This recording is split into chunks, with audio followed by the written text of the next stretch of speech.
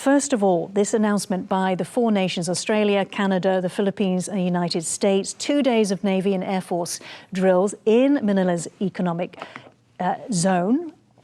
How significant is this development? What message does it send to China? Well, actually this has been kind of building for the last year and a half or so, where we've seen Manila begin to diversify its partners and allies to draw very close to not just the United States, but other U.S. allies.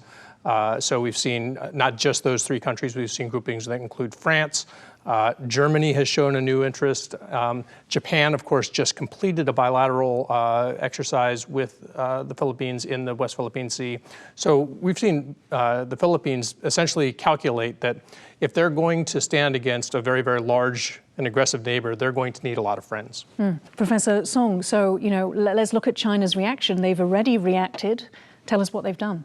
Of course, they don't like to see the intervention, interference from the country outside the region. So they say that it's not good for the stability in the South China Sea. It's not good. Philippines, if you go to that direction, is a big risk regarding your security. So I think China doesn't like to see that. But they've held their own drills, haven't they? Again, Navy, Air Force drills around Scarborough Shoal. And in the statement that they released, and this was reported by the South China Morning Post, they said that any disruptive activity, they say, is well under control.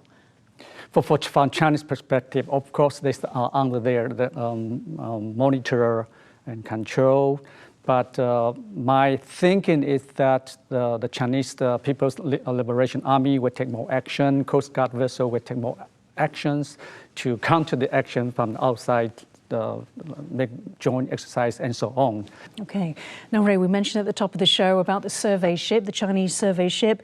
At Sea Light, you've been tracking its movements too. What have you found? What exactly is it doing? So this is not a conventional survey, usually a bathyrismic survey. It follows what we call a lawnmower pattern. So it sort of goes this way, and then it goes this way, and it is obviously mapping the ocean floor. And this is not what this survey has done. Instead, what it has done is it seems to have paid a great deal of attention to shoals and reefs, and it's been sort of circling around those. So what the nature of the survey is a little difficult to tell. On one hand, they could be very interested in where the shoals and reefs are. You've got ships that move through, submarines and things like that. On the other hand, this may simply be, may also be signaling, letting Manila know that, even while you're looking over here at Second Thomas Shoal or Scarborough Shoal, we have a lot of things going on and we could continue to sort of press our advantage in other places. Okay, so a pressure campaign. Yeah, and one specifically, a lot of these places are very close to the coast of the Philippines. I mean, often coming, say, within 60 or so nautical miles, even closer. So I think that also is of great concern to the Philippines.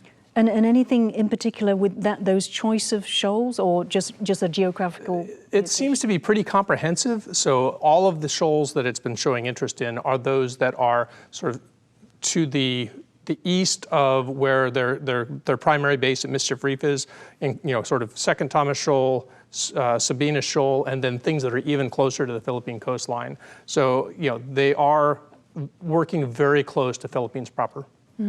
Professor Song. What kinds of surveys do, especially state-owned vessels, what do they engage in? And, is there a system where there needs to be permission for this sort of activity? All kinds of marine scientific research activities can be conducted by a coastal state within its EEZ.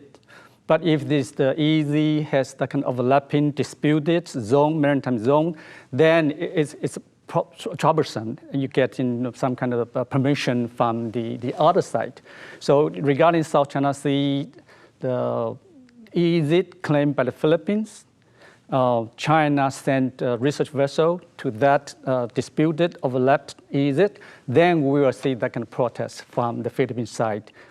In particular, the Philippine government will accuse China of violating its sovereign right or jurisdiction in Philippines claimed EEZ.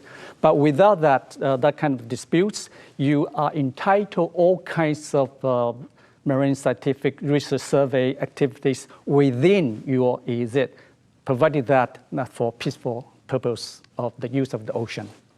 Okay. Under the AUKUS trilateral security partnership, Australia will upgrade its aging fleet of Collins-class submarines by purchasing Virginia-class subs from the US and eventually build its own entirely new nuclear-powered submarines.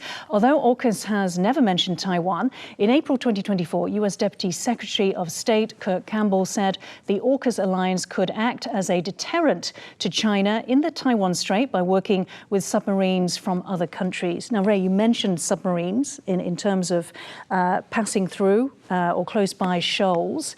How important are Australian submarines, say, in any crisis in the South China Sea or Taiwan Strait? Well, what makes this particular deal of such interest to all the parties involved and China, and in this case, including Taiwan, is that nuclear-powered submarines are capable of a much greater range and speed than diesel-powered submarines. So you can, if you're Australia and you're in the southern hemisphere instead of the northern hemisphere, you need to be able to deploy far forward and remain submerged in order not to be detected. So this definitely, this building up of its nuclear-powered submarine capability certainly gives the U.S. alliance structure more options in terms of being able to support a Taiwan contingency.